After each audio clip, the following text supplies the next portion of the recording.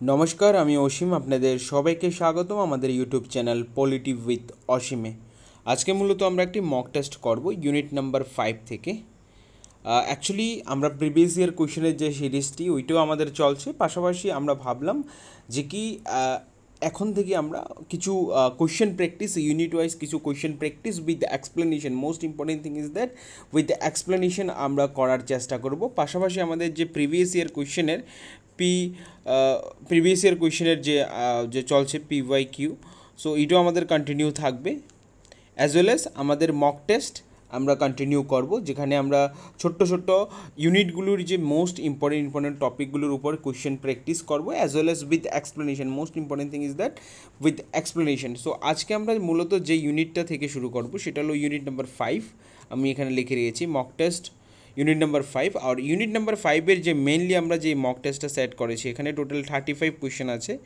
এই 35 কোয়েশ্চেনের মধ্যে আমরা মেনলি আজকে 20 কোয়েশ্চেন করার চেষ্টা করব উইথ এক্সপ্লেনেশন। আর এই যে 20 কোয়েশ্চেন, প্রত্যেকটা কোয়েশ্চেন যে ওয়েস্টার্ন থিঙ্কার, আমাদের সিলেবাসের ইউনিট নাম্বার 5-এ যে ওয়েস্টার্ন থিঙ্কার রয়েছে, যেখানে Aristotle, Plato, Machiavelli, Hobbes, Locke, Rousseau, TH Green, Bodin, এইসব থিঙ্কারগুলোর উপর থেকেই মেনলি মক টেস্টটা আমরা সেট আপ করেছি। ওকে, পাশাপাশি আরও একটা ইম্পর্টেন্ট ইনফরমেশন আমরা আপনাদেরকে বলতে চাই। আমাদের যে 1000 কোয়েশ্চেনের যে সিরিজ বুক, সেটা অলরেডি অনেকজন নিয়েছেন। আমি বলবো যারা নিতে চান আমাদের পোস্টে নাম্বার দেওয়া আছে, আপনারা যোগাযোগ করতে পারেন। যারাই প্রিপারেশন অলরেডি 50%, 40%, 60% হয়েছে, সো তাদের জন্য এই যে practice question, like it is very much important to practice the question, or একটা অবজেক্টিভ টাইপের যে আপনার এফিসিয়েন্সি এবং আপনার যদি কারেক্টনেস যদি ইনহ্যান্স করতে চান, so the mock test or like question practice is the only way. আপনি তো পড়বেন কনসেপচুয়ালি, কনসেপ্টগুলোকে ক্যাপচার করবেন, পড়বেন, পাশাপাশি মক টেস্ট লাগানো খুবই ইম্পর্টেন্ট। ইভেন আমাদের মক টেস্টে যে 1000 কোয়েশ্চেন, এই 1000 কোয়েশ্চেনে মেনলি আমরা উইথ 60%, 70% কোয়েশ্চেনের সাথে আমরা এক্সপ্লেনেশন অ্যাড করেছি, যেটা খুবই ইম্পর্টেন্ট। ওকে, চলুন শুরু করি। আজকে আমরা মূলত ইউনিট নাম্বার 5-এর কোয়েশ্চেন নাম্বার 1 থেকে শুরু করব। ইউনিট নাম্বার 5-এর যে মক টেস্টের আমরা শুরু করছি, সেখানে ইউনিট নাম্বার 5-এর প্রথম কোয়েশ্চেন কি বলছে, প্ল্যাটোর দ্য রিপাবলিক এ শিক্ষাতত্ত্বের মূল লক্ষ্য হলো, অর্থাৎ Plato's theory of education in the Republic primary aims at, অর্থাৎ আমাদের যে প্ল্যাটোর রিপাবলিক বই, আমরা জানি এই যে প্ল্যাটোর ওয়ান অফ দ্য ইম্পর্টেন্ট বুক বলতে পারেন রিপাবলিক, যেখানে তিনি কিংয়ের ডিউটিস থেকে শুরু করে ইভেন আদার ইম্পর্টেন্ট যে কনসেপ্টগুলো, জাস্টিসের কনসেপ্ট, এডুকেশনের কনসেপ্ট, কিংশিপের কনসেপ্ট, এই কনসেপ্টগুলো মেনলি রিপাবলিক বইতে তিনি দিয়ে গেছেন। ওকে, সো এখানে যে শিক্ষার তত্ত্বের মূল উদ্দেশ্য কি, আমরা জানি যে প্ল্যাটোর education theory it is one of the most important theory. Okay, আর এডুকেশন থিওরির মোস্ট ইম্পর্টেন্ট উদ্দেশ্য কি, নাগরিকদের নৈতিক শিক্ষা, দার্শনিক রাজাদের গঠন, অর্থনৈতিক সমৃদ্ধি এবং গণতন্ত্রের প্রচার। সো আমরা যদি ইলিমিনেট করি, promotion of democracy, never ever support the democracy by the Plato কোনো সময় ডেমোক্রেটিকে সাপোর্ট করেননি। ইকোনমিক্স প্রসপেরিটিও হবে না। মোস্ট অফ দ্য টাইম আপনাদের A নাম্বার এবং B নাম্বার অপশনের মধ্যে ডাউট হতে পারে, বাট এখানে রাইট আনসার কী হবে, রাইট আনসার হবে option number B is the right answer. Education থিওরির মেন এইমস কি, যে আমরা যদি দেখি এডুকেশন থিওরির যে স্টেজেস অফ এডুকেশন, যে এক্সাম, আমরা যদি বলি এক্সাম স্টেজ,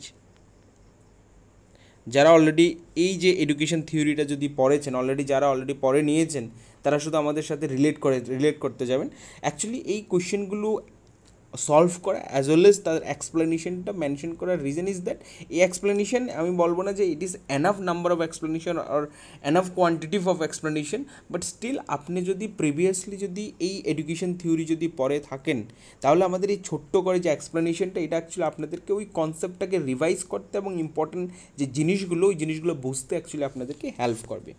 আমরা যদি দেখি যে প্ল্যাটোর এডুকেশন থিওরির 3টা স্টেজেস অফ এক্সামের কথা বলেছেন। একটা হলো 20 ইয়ার এজে, একটা 30 ইয়ার এজ, একটা 50 ইয়ার। ওকে, এই 50 ইয়ার অবধি যারা পড়াশোনা করবে এবং 50 ইয়ারে গিয়ে যারা এক্সাম দিয়ে পাস করবে, তারাই কী হবে, ফিলোসফার কিং হবে। সো আলটিমেটলি যে এক্সাম বা এডুকেশন থিওরির মেন উদ্দেশ্য কি, যে ফিলোসফার কিং তৈরি করা। সো আপনারা এই জিনিসগুলো থেকে আপনাদের কি কি পড়তে হবে, আমি প্ল্যাটোর সম্পর্কে আমি ইম্পর্টেন্ট কিছু জিনিস আপনাদেরকে লিখে দিচ্ছি। মোস্ট ইম্পর্ট্যান্ট যদি আমি বলি, প্ল্যাটোর সোল থিওরি, এডুকেশন থিওরি, এগুলো আপনার 100% পড়ে যাবেন। কমিউনিকেশন থিওরি, কমিউনিজম, ওকে,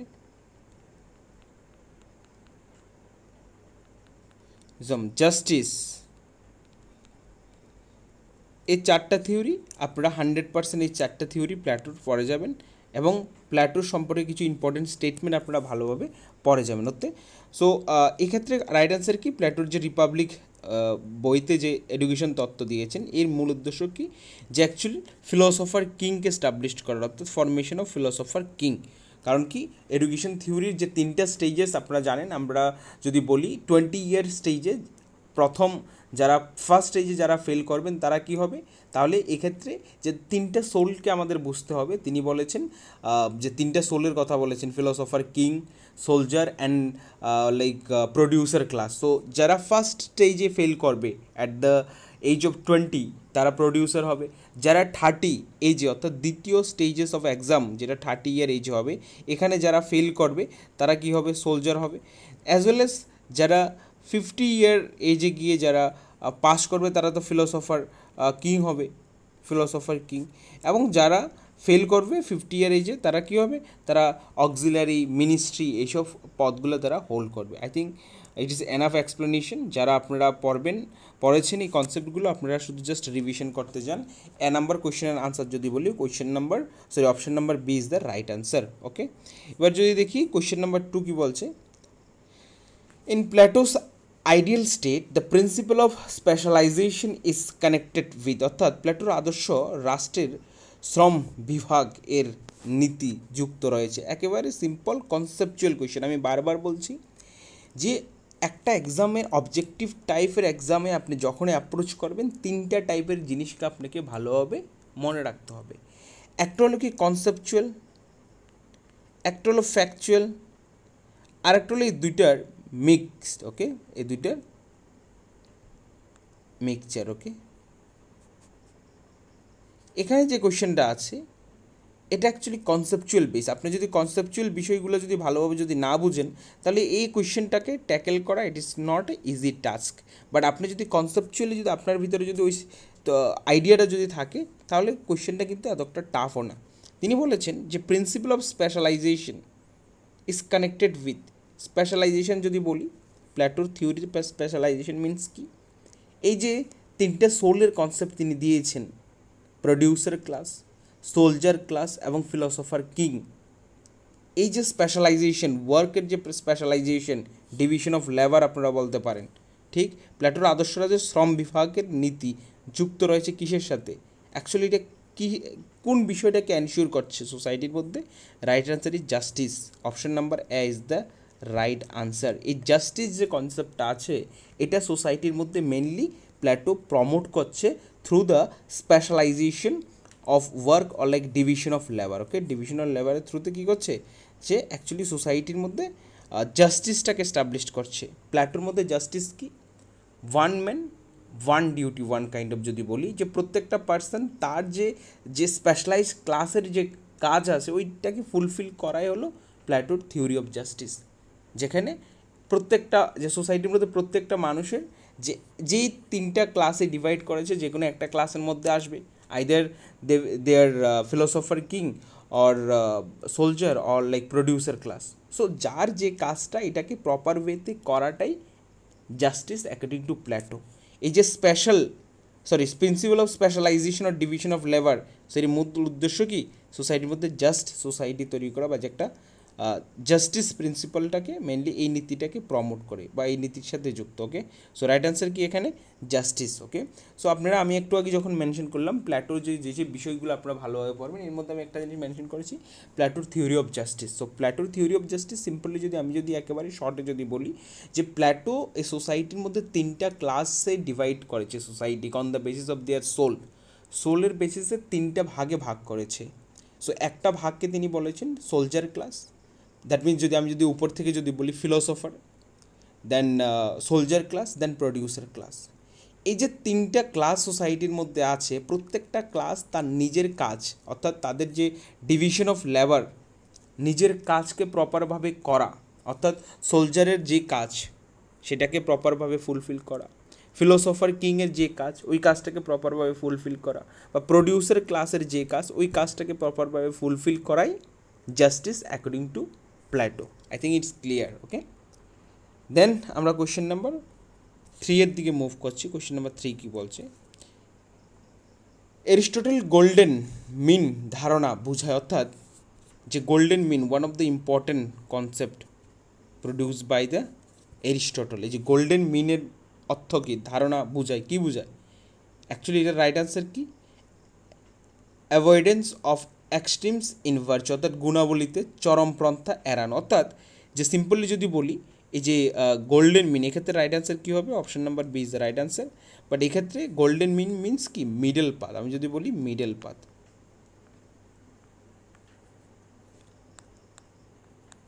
বা মধ্য রাস্তা বলতে পারেন, ঠিক আছে, যেখানে আপনি কোনো কিছুর এক্সট্রিমিজমটাকে আপনি অ্যাভয়েড করছেন, আপনি একটা মিডল পাথ চুজ করছেন, যেখানে দুইটা জিনিসের একটা মিক্সচার আইডিয়া আপনি বলতে পারেন, ঠিক আছে, না একেবারে এক্সট্রিম, না একেবারে মডারেট। ওকে, যেখানে দুইটা জিনিসের এক্সট্রিম মিক্সচার বলতে পারেন। Okay, so avoidance of extremes in virtue, অর্থাৎ গুণাবলীতে চরমপন্থা এড়ানোকে golden mean according to Aristotle. Okay, so direct এক্সামে আসতে পারে এই গোল্ডেন মিন কনসেপ্টটা কার বা কে দিয়েছেন? সো রাইট আনসার এরিস্টটল হবে। এটার মিনস কি, কোনো কিছুর চরমপন্থী বা চরম যে অ্যাগ্রেসিভনেস জিনিসটাকে কি না মানে প্রমোট না করা, অর্থাৎ একটা মিক্স টাইপ অফ থিং।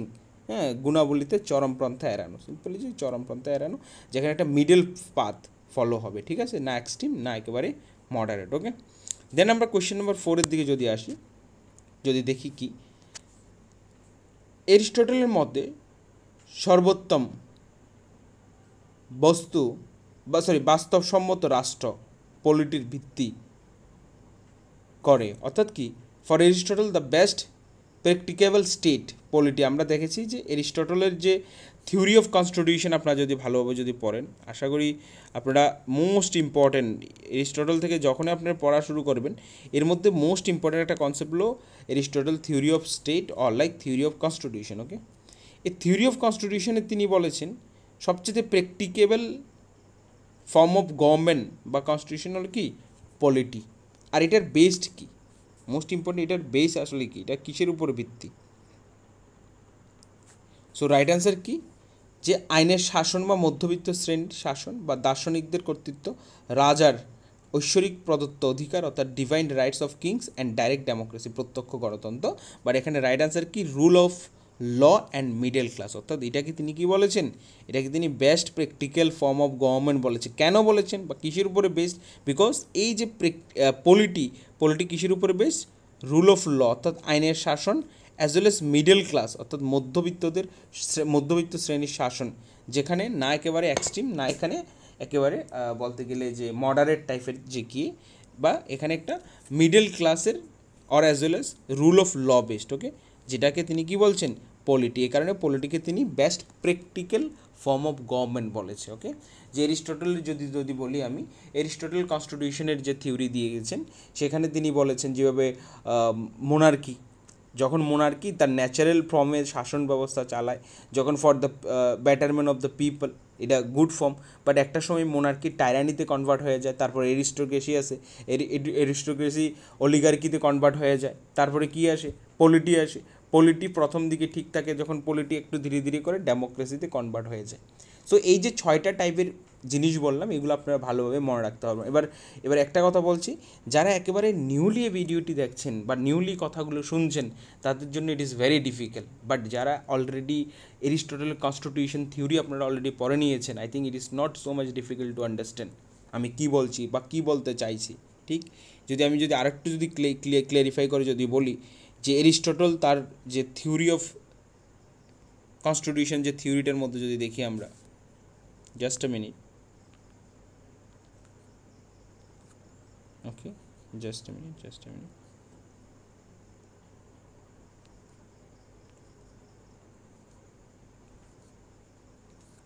যে এরিস্টটল থিওরি অফ গভর্নমেন্টের মধ্যে যদি বলি, আমি একেবারে সিম্পল যদি বলি, গুড, বা শুধু আমি জি লিখে দিচ্ছি, ঠিক আছে, good and just a minute bad.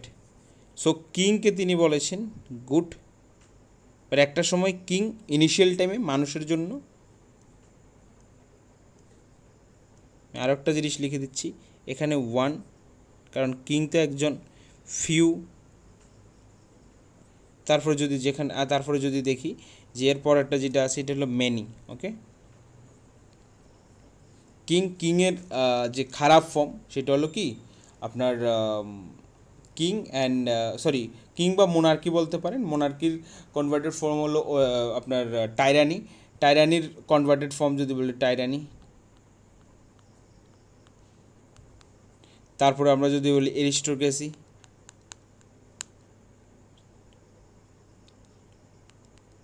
Actually এখানে ছোট্ট হয়ে গেছে, Aristotle is a good form, sorry এরিস্টোক্রেসির খারাপ ফর্ম কি অলিগার্কি,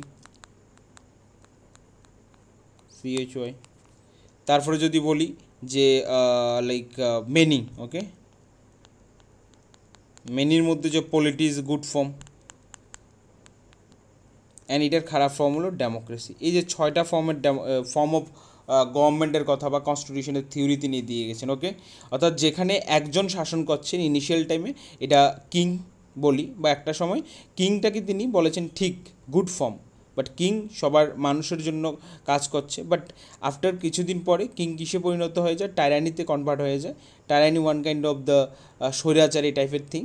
তারপরে এটা কিসে আসে, এরিস্টোক্রেসি। এরিস্টোক্রেসি হলো মেনলি ফিউ পিপলের রুল, কয়েকজন মানুষের রুল, বাট একটা সময় এরিস্টোক্রেসি ঠিকঠাক কাজ করে, বাট কিছুদিন পরে বা একটা সময় যাওয়ার সাথে সাথে এরিস্টোক্রেসি আস্তে আস্তে কি ব্যাড ফর্মে কনভার্ট হয়ে যায়, যেটার নাম দিয়েছেন তিনি কি অলিগার্কি। এবার অলিগার্কিও ঠিক কিছুদিন পরে অলিগার্কিকে কনভার্ট করে কি আসে, পলিটি আসে। আর পলিটি মেনলি হলো অনেকজনের শাসন, বাট পলিটিক্স তিনি বলছেন পলিটি কি বেস্ট প্র্যাকটিক্যাল গভর্নমেন্ট। কেন বেস্ট প্র্যাকটিক্যাল গভর্নমেন্ট বলছে, কারণ পলিটি কিসের উপরে best, rule of law and middle ক্লাসের উপরে বেস্ট। সো ওকে, দেন একটা সময় পরে পলিটি আস্তে আস্তে ডেমোক্রেসিকে তিনি ব্যাড ফর্ম অফ গভর্নমেন্ট বলেছেন। এই 6টা ভাগে তিনি বিভক্ত করেছেন এরিস্টোটল যে কনস্টিটিউশন থিওরি। আপনারা আপনাদের কাছে নোটস আছে বা যারা আমাদের কাছ থেকে নিয়েছেন, সো আপনারা এটা ভালোভাবে পড়ে নেবেন আপনাদের সিলেবাসের জন্য, বা exam perspective is very much important একটা কনসেপ্ট, যেটা এরিস্টোটলের থিওরি অফ স্টেট বা কী বলি স্টেট বা কনস্টিটিউশনে বলতে পারেন। ওকে, এসটি অগাস্টাইন ডিস্টিংগুইশড, তিনি বিভাজন করেছেন। অগাস্টাইন সিটি অফ গড এবং সিটি অফ ম্যানের পৃথক প্রতিফলন করে, অর্থাৎ city of God and city of God reflect কিসে হিসেবে তিনি দেখিয়েছেন, রাইট আনসার কি separation of spiritual and temporal authority, অর্থাৎ আধ্যাত্মিক এবং পার্থিব কর্তৃত্বের বিভাজন। অবভিয়াসলি যা city of God and city of man, city of গডকে তিনি বলেছেন স্পিরিচুয়াল, অর্থাৎ ধর্মীয় একটা জিনিস সিটি অফ গড, আর সিটি অফ ম্যান হলো আপনার একটা ওয়ান কাইন্ড অফ দ্য পার্থিব জগৎ। ওকে, এর বাইরে যে ধর্মীয় রীতির বাইরে যে একটা পার্থিব জগৎ আছে, তিনি এটাকে বুঝিয়েছেন, যেখানে সিটি অফ গড এবং সিটি অফ ম্যান, এটা তো ডাইরেক্ট আসতে পারে সিটি অফ গড বা সিটি অফ ম্যান কনসেপ্ট কার, as well as city of God means কী বোঝানো হচ্ছে, স্পিরিচুয়াল। ওকে, স্পিরিচুয়াল কি, আর city of God and city of man বলতে এখানে রিফ্লেক্ট হচ্ছে city of God and separation of spiritual and temporary authority, অর্থাৎ আধ্যাত্মিক এবং পার্থিব কর্তৃত্বের বিভাজন, অর্থাৎ আধ্যাত্মিক এবং পার্থিব, এটাকে তিনি সিটি অফ গড এবং সিটি অফ ম্যান বলেছেন। ওকে, সিটি অফ গড হচ্ছে ভগবান, আর সিটি অফ ম্যান হলো এই যে আধ্যাত্মিক যে জগৎ, যেটা আমাদের ম্যাটেরিয়ালিস্টিক বলতে পারেন, বা এইটাকে তিনি সিটি অফ ম্যান বলেছেন। ওকে, দেন আমরা কোয়েশ্চেন নাম্বার 6-এর দিকে যাচ্ছি, যে কি বলি যে ম্যাকিয়াভেলি সেপারেটেড পলিটিক্স ফ্রম, একেবারে সিম্পল, পলিটিক্স ফ্রম, তিনি মোরালিটি থেকে পলিটিক্সটাকে সেপারেট করেছেন, বা পলিটিক্সটাকে তিনি রিলিজিয়ান থেকে সেপারেট করেছেন, যে কারণে ম্যাকিয়াভেলিকে কি বলা হয়, ফাদার অফ সেকুলারিজম বলা। ওকে,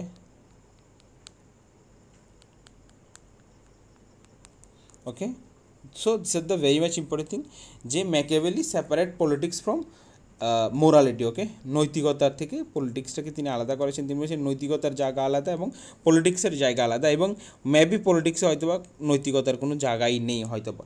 রিজন ইজ দ্যাট যে ম্যাকিয়াভেলি অ্যাকচুয়ালি কত সালে জন্মগ্রহণ করে আমরা যদি বলি 1469-এ তিনি ইতালিতে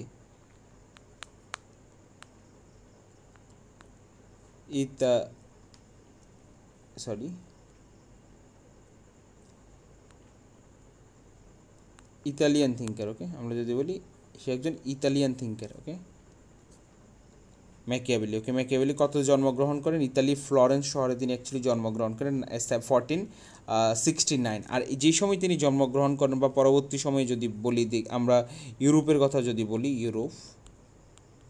ইউরোপে মেনলি এই সময় চার্চের ডোমিনেশন অনেকটা ছিল মিডিয়েভেল পিরিয়ডে।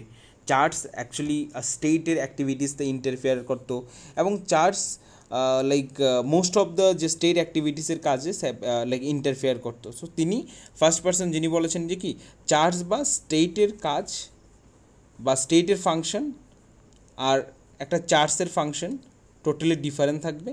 চার্চের ফাংশন শুধুমাত্র কী হবে যে রিলিজিয়াস ম্যাটারগুলির সাথে ডিল করা, আর একটা স্টেটের কাজ কী হবে, স্টেট তার কান্ট্রির প্রসপেরিটি ডেভেলপমেন্ট এইসব বিষয়ে ধ্যান দেবে এবং দুটোটা সেপারেটভাবে কাজ করবে। সো এই ক্ষেত্রে আমরা বলতে পারি Machiavelli separated politics from morality. Okay, so B is the right answer. Okay, Machiavelli সম্পর্কে আপনারা ভালোভাবে পড়বেন। আমি যদি বলি ম্যাকিয়াভেলি সম্পর্কে কোন কোন জিনিসগুলো আপনারা 100% পড়বেন ফর দ্য এক্সাম পার্সপেক্টিভ, যদি বলি first important thing is that ম্যাকিয়াভেলির যে কনসেপ্ট জাস্ট আমি human nature, okay, human nature আপনারা ভালোভাবে পড়বেন। ম্যাকিয়াভেলির যে ডিউটিস অফ কিংয়ের কী কথা বলেছেন তিনি, যে Prince as well as discourse, এই দুইটা বইয়ে তিনি কী আইডিয়া দিয়েছেন, অ্যাজ ওয়েল অ্যাজ মোরালিটির আইডিয়া, তিনি ডুয়েল মোরালিটির কথা বলেছেন। সো অ্যাকচুয়ালি রোল অফ কিংয়ের কথা বলেছেন। এইসব জিনিসগুলো আপনারা ভালোভাবে পড়বেন। অর্থাৎ ম্যাকিয়াভেলি ভার্চু এর সার্বভৌমত্ব বর্ণনা হলো কি religious political skills and courage, রাজনৈতিক দক্ষতা এবং সাহসিকতা। এই যে এখানে কি বলছে ম্যাকিয়াভেলির ভার্চু এর সার্বভৌমত্ব বর্ণনা হলো, অর্থাৎ কি the Machiavelli's virtue is best described as a political skill and courage. Okay, রাজনৈতিক দক্ষতা এবং সাহস এই দুইটাকে তিনি ভার্চু বলেছেন, গুণ বলেছেন। ওকে, যে এর সার্বভৌমত্ব বর্ণনা হলো কি political skill and courage. So B is the right answer. Okay, for the question number 7। দেখুন ম্যাকিয়াভেলি থেকে ভার্চুর কনসেপ্ট আপনারা যেখানে আমরা দেখতে পাচ্ছেন ভার্চু, অলরেডি আমরা দুইটা কোয়েশ্চেন ম্যাকিয়াভেলি থেকে দেখেছি। সো ম্যাকিয়াভেলির যে আইডিয়াগুলো একটু ভালোভাবে পড়বেন। এবার কেন ফাদার অফ রিলিজিয়ান সিকুলারিজম বলা হয়, কেন father of modern political theorist বলা হয়, কেন ফাদার অফ রিয়েলিজম বলা হয়, অ্যাকচুয়ালি এগুলো যদি আমরা আলোচনা শুরু করি it takes lot of time, but I want to suggest each and every one those who are watching this video যে আপনারা ম্যাকিয়াভেলি সম্পর্কে আপনি হিউম্যান নেচার শুরু করি, ডুয়েল মোরালিটি থিওরি শুরু করি, দেন ম্যাকিয়াভেলি থেকে যদি ইম্পর্টেন্ট যদি বলি যে তার যে ইম্পর্টেন্ট দুইটি বুক ডিসকোর্স অ্যান্ড দ্য প্রিন্স, এই যে দুইটা বইতে মেন কী আইডিয়া, এই জিনিসগুলো আপনারা 100% ভালোভাবে স্টাডি করে যাবেন। ওকে, দেন আমরা কোয়েশ্চেন নাম্বার 8-এর দিকে দেখি। Jean Bodin's concept of sovereignty emphasise, অর্থাৎ জিন বডিনের সার্বভৌমত্ব ধারণা জোর দেয় কিসের উপর? Popular consent, separation of powers, international law or unlimited and indivisible authority, সীমাহীন এবং অবিভাজ্য কর্তৃত্ব। So right answer is that A. Okay, কারণ জিন বদিনের যে আইডিয়া অফ সুবার্নিটি কনসেপ্টটা যদি ভালোভাবে পড়ি আমরা দেখতে পাবো তিনি অ্যাবসোলিউট সুবার্নিটির কথা বলেছেন, যেটাকে তিনি আনলিমিটেড অ্যান্ড ইনডিভিজিবল অথরিটির কথা বলেছেন। ওকে, সীমাহীন বা অবিভাজ্য কর্তৃত্বের কথা বলেছেন। ওকে, পপুলার কনসেন্ট বা পপুলার সুবার্নিটির কথা কে বলেছেন? রুশুর কথা বলতে পারেন, পপুলার সুবার্নিটির কথা বলেছেন। সো রুশুকে আপনারা এই কনটেক্সটে বলতে পারেন popular sovereignty, but unlimited and indispensable authority বা সীমাহীন বা অবিভাজ্য কর্তৃত্বের কথা বলেছেন আপনার কে বলেছেন? মেনলি জিন বদিন। ওকে, দেন আমরা যদি দেখি question number 9, the main difference. দেখুন এই যে কোয়েশ্চেনগুলো আমি যতগুলো কোয়েশ্চেন এখানে আমরা মেনশন করেছি, most of the question are conceptual based. এই কোয়েশ্চেনগুলোকে আপনাকে সলভ করার জন্য আপনার conceptual understanding is very much necessary, otherwise not possible proper সেন্সে। আপনার কাছে কোয়েশ্চেনগুলো দেখতে হয়তো মেবি কোয়েশ্চেনগুলো ইউজ লাগবে, কিন্তু আপনার একটা দুইটা অপশানে গিয়ে লাস্ট পর্যন্ত আপনি কিন্তু কনফিউশনে পড়ে যাবেন যে এইটা আনসার হবে নাকি এটা আনসার হবে। For that purpose you need to revise the topic as well as solve the question from anywhere, যেখান থেকে পান এখান থেকে আপনাদের কী করতে হবে? কোয়েশ্চেন প্র্যাকটিস এনি হাও আপনাদের করতে হবে। ওকে, সো 9 নম্বর কোয়েশ্চেন যদি দেখি, the main difference between the Hobbes and Locke social contact theory lies in. দেখুন কনসেপচুয়াল কোয়েশ্চেন, হবস আর লকের সোশ্যাল কন্ট্রাক্ট থিওরি, হ্যাঁ, যে হবস এবং লকের সামাজিক চুক্তি তত্ত্বের প্রধান পার্থক্য হলো, কী পার্থক্য? Nature of man in the state of nature and state of nature, role of the church, idea of the sovereignty, relevance of property. But right answer is that, যদি আমরা হবস যদি বলি এবং লক, আমাদের সাথে যারা ক্লাস করেছেন, আমাদের যারা অনলাইন ক্লাস আমাদের সাথে আছেন, কিছুদিন আগে আমি যখন সোশ্যাল কন্ট্রাক্ট থিওরিস্টের মধ্যে আমরা যখন হবস লক রুশুকে আমরা পড়ি, আমরা দেখি যে হবস হিউম্যান নেচারকে কী বলেছে? ব্যাড বলেছে, ব্যাড। বাট লক হিউম্যান নেচারকে কী বলেছে? গুড বলেছে। ওকে, সো দেখুন, যে বলেছে কি স্টেট অফ নেচারে হিউম্যান নেচার কী আসছিল, আপনার হবস বলছে ন্যাস্টি, ব্রুটি, হ্যাঁ, সেলফ ইগোইস্টিক। বাট আমরা যদি বলি লক বলছে কি, যে human nature during the state of nature is good, people are so much cooperative, people know about their interest and people are so much aware about their rights duty. ঠিক, so এখানে right answer যদি বলি, right answer is A, nature of man in the state of nature and state of nature. So right answer is A. Okay, the key difference between the Hobbes and Locke, especially the contract theory lies. Okay, social contract theory. Okay, so I think this is the enough explanation. আপনারা এগুলো ভালোভাবে একটু যদি পড়েন আরও ভালোভাবে এগুলো clear হতে থাকবে। ওকে, the Hobbes sovereign derives authority from, অর্থাৎ দেখুন এই যে কনসেপ্টটা যদি দেখি, যে কি হবসের মধ্যে সার্বভৌম ক্ষমতার উৎস হলো। সো হব কি বলছেন, হবের ক্ষেত্রে বা হব যে কনসেপ্টের উপর বিলিভ করছেন যে সার্বভৌমত্ব, জাস্ট এ মিনিট, সার্বভৌমত্ব ক্ষমতার উৎস কি? Fair and consent of the people. অর্থাৎ তিনি বলছেন ব্যক্তির ভয় এবং সম্মতি। অবভিয়াসলি যে এই যে সুবারনিটি পাওয়ারটা হবসের মধ্যে তিনি বলছেন কী হবে, এটা ফেয়ার এবং কনসেন্ট অফ দ্য ইন্ডিভিজুয়াল। ওকে, ব্যক্তির ভয়, অর্থাৎ সুবারনিটি ভার্সেস ব্যক্তির ভয় এবং সম্মতির যে কি কনসেন্ট, অর্থাৎ কি কোনো কিছু সম্পর্কে আপনার এগ্রি করাকে আমরা কনসেন্ট বলি। ওকে, সো এর বেসিসে আপনার কী হবে, সুবারনিটি তার পাওয়ার এক্সারসাইজ করবে। আমরা যদি দেখি যে হবসের state of nature social contract থিওরিতে যদি দেখি, প্রথম সোশ্যাল কন্ট্রাক্টে যদি দেখি, যে সোশ্যাল কন্ট্রাক্টে মানুষ তাদের নিজেদের মধ্যে একটা কন্ট্রাক্ট করে, তাদের সমস্ত ক্ষমতা বা পাওয়ার কাকে দেয়, তারা সমস্ত পাওয়ার বা ক্ষমতা কোনো একজন কিং বা ব্যক্তিকে দেয়, যেখানে ব্যক্তির ভয় এবং সম্মতি। সো বাট এটার এমন নয় যে তারা কোনো কিছুতে তার রেজিস্ট্যান্ট করতে পারবে না। সব পাওয়ার কিন্তু আপনার স্টেট অফ লাইক নেচারে যে কিউটিক সিচুয়েশনটা থেকে হ্যান্ডেল করার জন্য মানুষ মোস্ট অফ দ্য পাওয়ার কার হাতে দেয়, স্টেটগুলোর হাতে দেয়, পাওয়ারফুল স্টেটগুলোর হাতে দেয়, যে ম্যানেজ করার লাগে ওই সিচুয়েশন থেকে ওই কান্ট্রিগুলোকে হ্যান্ডেল করার জন্য। ওকে, সো পরবর্তীতে এটা কিসের পরিবর্তন হয়, তারা কনসেন্টের উপর বেস করে চলতে হয়। সো এখানে যে হবসের যে sovereignty concept derive the authority from, হ্যাঁ, যে হেরিডিটারি তো না, বংশক্রমগত কোনো সময় হবে না, মিলিটারিও না, ডিভাইন রাইট তো না। সো এখানে right answer is that. Okay, fair and consent of individual, অর্থাৎ কি আপনার ভয়ও থাকতে হবে অ্যাজ ওয়েল অ্যাজ ব্যক্তিগত ভয় এবং সম্মতি। ওকে, এই দুইটার মিশ্রণেই চলবে। ওকে, তারপর যদি দেখি question number, just a minute,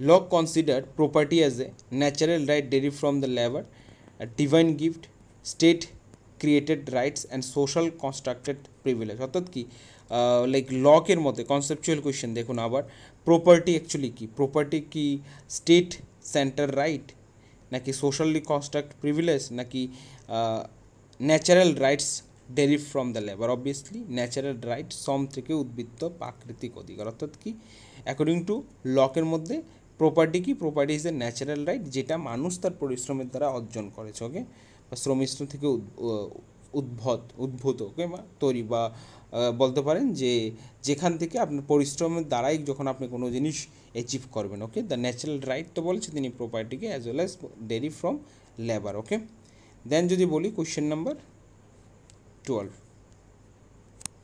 রুশোস general will is different from majority will because, অর্থাৎ রুশোর যে জেনারেল উইলের যে কনসেপ্ট আমরা জানি, জেনারেল উইলের concept one of the most important concept, হ্যাঁ, given by the Rousseau. So এই রুশোর জেনারেল উইলের concept actually is different from the majority will. তো জেনারেল উইল এবং মেজরিটি উইলের মধ্যে ডিফারেন্সটা আসলে কি, এটা বলতে চাইছে। ওকে, রুশোর যে কনসেপ্টটা খুবই ইম্পর্টেন্ট এবং দারুণ একটা কনসেপ্ট। দেখুন, represent the permanent collective interest, স্থায়ী সমষ্টিগত স্বার্থ প্রকাশ করে। রিফ্লেক্টস টেম্পোরারি ডিজায়ার্স, সাময়িক আকাঙ্ক্ষা প্রতিফলিত হয়। Identical with the charge. So এখানে যে অপশনগুলো আছে, যে গির্জার ইচ্ছার সঙ্গে অভিন্ন এবং depends on the leaders decision, নেতার সিদ্ধান্তের উপর নির্ভরশীল। সো এক্ষেত্রে যে অপশনগুলো আছে, অপশনের মধ্যে যদি রাইট অ্যান্সার যদি আমি বলি, এক্ষেত্রে রাইট অ্যান্সার হবে represent permanent collective interest. Obviously general will কি, simple just a minute, general will কি, যেখানে পার্মানেন্ট কালেকটিভ উইল বা কালেকটিভ ইন্টারেস্টকে প্রমোট করা হচ্ছে, এটাকে জেনারেল উইল আমরা বলি। ওকে, সো এক্ষেত্রে রাইট অ্যান্সার হলো option number A. Option number A is the right answer. Rousseau reject the representative government. Obviously আমরা জানি Rousseau exactly reject the representative form of government. Okay, so এখানে প্রশ্ন হচ্ছে because রুশুর প্রতিনিধিত্বমূলক সরকারকে প্রত্যাখ্যান করেছিলেন, কারণ অপশন কী আছে, ইট প্রমোটস দ্য অ্যারিস্টোক্রেসি, অর্থাৎ অভিজাত তত্ত্বকে উৎসাহিত করে। সুবার্নিটি ক্যান নট বি ডিলিগেটেড, সার্বভৌমত্ব হস্তান্তরযোগ্য নয়, এবং উইকেন্ডস মোনার্কি, অর্থাৎ একটি রাজতন্ত্রকে দুর্বল করে, এবং ইট ইনক্রিজ দ্য ইনইকুয়ালিটি। অর্থাৎ এখানে অপশনগুলোর মধ্যে যদি আমরা যে সো এক্ষেত্রে যে কারণে রুশু তিনি প্রতিনিধিত্বমূলক গভর্নমেন্টকে তিনি ক্রিটিসিজম করেছেন বা রিজেক্ট করেছেন। রিজন ইজ দ্যাট দ্য সুভারেন পাওয়ার, অর্থাৎ সার্বভৌমত্ব হস্তান্তরযোগ্য নয়। এই কারণে তিনি কাকে রিজেক্ট করেছেন, রিপ্রেজেন্টেটিভ ডেমোক্রেসি, অর্থাৎ রিপ্রেজেন্টেটিভ ডেমোক্রেসি। এখানে তিনি যদি বলি রুশু হলো পপুলার সুভার্নিটি মেনলি বিশ্বাস করেন। আর এক্ষেত্রে যদি বলি যে রুশু যে reject the Rushu reject representative government, এই যে রিপ্রেজেন্টেটিভ গভর্নমেন্ট, আজকের যে রিপ্রেজেন্টেটিভ টাইপ অফ গভর্নমেন্ট যদি বলি, সেটাকে তিনি রিজেক্ট করেছেন বিকজ কারণ কি দিয়েছেন, সুভার্নিটি ক্যান নট বি ডিলিগেট, অর্থাৎ কথা হচ্ছে যে কি সার্বভৌমত্ব আমরা হস্তান্তর করতে পারি না কারোর সাথে, ঠিক, বা এটাকে অন্য কাউকে দিতে পারি না। ওকে, সো সার্বভৌমত্ব বা সুভার্নিটি সার্বভৌমত্ব হস্তান্তরযোগ্য নয়, ইজ দ্য রাইট আনসার। এই কারণে এটাকে আমরা কি বলি যে এই কারণে তিনি রিপ্রেজেন্টেটিভ, কারণ রিপ্রেজেন্টেটিভ গভর্নমেন্টে কী হচ্ছে যে আমাদের উইলটা আরেকজনের থ্রুতে কী হচ্ছে, রিপ্রেজেন্ট হচ্ছে। ওকে, আরেকজন কোনো পার্সনের বা ব্যক্তির দ্বারা রিপ্রেজেন্ট হচ্ছে। এই কারণে তিনি বলছেন যে representative government reject the representative government because sovereignty can not be delegated. আমরা সুভার্নিটিতে থরি না কারোর হাতে, অন্য কারোর হাতে আমরা ডেলিগেটেড করতে পারবো। Okay, so on that context তিনি এটা বলেছেন। ওকে, তারপরে যদি বলি Bentham's hedonistic calculus was mean to, বেন্থামের হিডোনিস্টিক ক্যালকুলাস প্রবর্তিত হয়েছিল quantitative pleasure and pain, establish justify monarchy and measure political power. So right answer simply যদি বলি, আপনারা যদি বেন্থামের হিডোনিস্টিক ক্যালকুলাস মানে কি, তিনি যে আমাদের সুখ দুঃখকে পরিমাপ করার জন্য একটা কনসেপ্ট দিয়েছেন হিডোনিস্টিক ক্যালকুলাস। এখানে তিনি 8টা প্রিন্সিপালের কথা মেনশন করেছেন। সো এগুলো আপনারা যদি সময় পান একটু পড়বেন যে what are the main principal of hedonistic calculus. So এক্ষেত্রে মেনলি এটা কেন দিয়েছেন, এটা এই যে হেডোনিস্টিক ক্যালকুলাস মিনস কি, আমি দেখুন এখানে মোস্ট অফ দ্য কোয়েশ্চেন কিন্তু কনসেপচুয়াল কোয়েশ্চেন আমি অ্যাড করেছি। সো এখানে রাইট অ্যান্সার কী হবে, কোয়ান্টিফাই প্লেজার অ্যান্ড পেন, অর্থাৎ কি কোয়ান্টিফাই মানে কি সুখ দুঃখকে পরিমাপ করতে। এক্ষেত্রে তিনি হেডোনিস্টিক ক্যালকুলাসকে তিনি মেনলি ইউজ করেছেন কি আমাদের সুখ দুঃখকে পরিমাপ করার ক্ষেত্রে অ্যাকচুয়ালি কীভাবে করা যায়। ওকে, হেডোনিস্টিক ক্যালকুলাসে কনসেপ্ট দিয়েছেন Bentham. Okay, Bentham is the father of utilitarianism, এবং বেন্থামের মোস্ট ইম্পর্ট্যান্ট কিছু বুক এবং বেন্থামের কনসেপ্ট অফ ইউটিলিটারিয়ানিজমকে মেনলি জেস মিল ক্রিটিসিজম করেছেন, এবং কোন বেসিসে ক্রিটিসিজম করেছেন। ওকে, ওই দেখুন এইখানে কোয়েশ্চেনটা আছে, এর আমি অ্যাড করেছি কোয়েশ্চেনটা, যে কি J S Mill criticize Bentham's utilitarianism because, J S Mill কেন, আমরা এতদিন ধরে পড়ছি জেস মিল কেন বেন্থামের ইউটিলিটারিজমকে ক্রিটিসাইজ করেছেন। এই কোয়েশ্চেনটা আমরা এতদিন অনেক ভিডিওর মধ্যে আমি বলেছি কেন ইউটিলিটারিজম কনসেপ্ট বা Mill criticize the Bentham utilitarianism concept. Actually কি ফাদার অফ ইউটিলিটারিজম হলো Bentham. Okay, but the J S Mill was one of the শিষ্য অফ বেন্থাম আপনি বলতে পারেন। আর জেস মিলের বাবা যে জেমস মিল ছিল তিনি বেন্থামের ফ্রেন্ডও ছিল। সো এক্ষেত্রে J S Mill criticize the Bentham utilitarianism because, কেন কী বেসিসে তিনি ক্রিটিসিজম করেছেন, it ignore the quality of pleasure, it was anti religion, it neglected sovereignty, it support the monarchy. So right answer is A, because এই যে বেন্থামের যে utilitarianism concept যে আছে সেখানে কোয়ালিটিভ অ্যাসপেক্ট, সেখানে কোয়ান্টিটিভ অ্যাসপেক্টের ইম্পর্টেন্স দেওয়া হয়েছে, বাট কোয়ালিটি অ্যাসপেক্টের উপর তেমনভাবে জোর দেওয়া হয়নি। ওকে, কোয়ালিটিভ অ্যাসপেক্টের উপর তেমনভাবে জোর দেওয়া হয়নি। সো এক্ষেত্রে রাইট অ্যান্সার কি, it ignore the quality of pleasure. Okay, এখানে তিনি এটাকে রিজেক্ট করেছেন, বাট রিজেক্ট করেছেন ইন দ্য সেন্স বলতে আমরা যদি দেখি ব্যান্থামের ইউটিলিটারিজম কনসেপ্টে তিনি বলেছেন যে কি কোনো একটা কাজ রাইট অর রং এটা ডিসাইড করবে যে কতজন মানুষ এটাকে সাপোর্ট করছেন বা কতজন মানুষ এটার অ্যাগেনস্টে বা সাপোর্টে। So this are the quantitative aspect, okay, not qualitative aspect.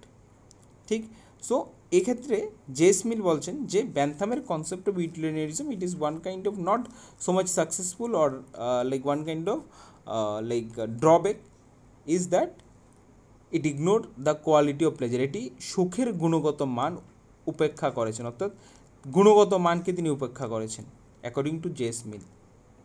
ওকে, যে গুণগত মানটাকে তিনি কী করেছে, উপেক্ষা করেছেন, অর্থাৎ ইম্পর্টেন্স দেয়নি, সিম্পলি যদি বলি। ওকে, সো আজকে 15 নম্বর কোয়েশ্চেন অবধি আমরা করেছি। নেক্সট ডে আমরা 15-এর পরের থেকে আমরা শুরু করব। সো 15 নম্বর কোয়েশ্চেন অবধি আমরা কভার করেছি। এই সিরিজটা টোটাল 35 কোয়েশ্চেন আছে। এই 35 কোয়েশ্চেন সবগুলোই ওয়েস্টার্ন পলিটিক্যাল থটের উপর, WPT, ওকে, WPT ওয়েস্টার্ন পলিটিক্যাল থটের উপরে। এর মধ্যে আমরা আজকে 15 কোয়েশ্চেন করেছি। নেক্সটে আমরা কন্টিনিউ করে আরও 15 কোয়েশ্চেন আমরা বা 20 কোয়েশ্চেন আমরা করে নেব। তো সবাইকে আবারও ধন্যবাদ, সবাই ভালো থাকবেন। আশা করি সবাই আপনাদের প্রিপারেশনকে প্রপার ওয়েতে রাখছেন এবং আপনারা যে এক্সট্রা সময় পেয়েছেন অলমোস্ট 2 উইক, এই 2 উইক সময়টাকে প্রপার ওয়েতে কাজে লাগাবেন। এবং তার পাশাপাশি আমি বলবো যাদের প্রিপারেশন অলরেডি 40% 60% হয়ে গেছে, সো আপনার এখন যে জিনিসটা দরকার যে আপনারা একটা দিনের বিশেষ সময় আপনাদের রিভিশনের জন্য রাখতে হবে এবং নিউ টপিক পড়ার জন্য রাখতে হবে, but as well as at least 2 hours each day আপনাকে কোয়েশ্চেন প্র্যাকটিসের উপর ধ্যান দিতে হবে। Okay, so for that purpose যে আমাদের কাছে আপনি যদি চান যে আমাদের থেকে যে 1000 কোয়েশ্চেনের যে টোটাল আমাদের ই বুক রয়েছে, এই বুকটা আপনারা বাই করে সেখান থেকে পড়তে পারেন, যেটা আমি বিশ্বাস করি যে অনেকটা আপনাদেরকে হেল্প করবে। এই ই বুকের টোটাল 434 পেজ আছে। ওকে, সো এই পেজগুলোর মধ্যে এক্সপ্লেনেশন বোথ ল্যাঙ্গুয়েজ, ওকে, ইংলিশ এবং বেঙ্গলি বোথ ল্যাঙ্গুয়েজ অ্যাভেলেবেল আছে।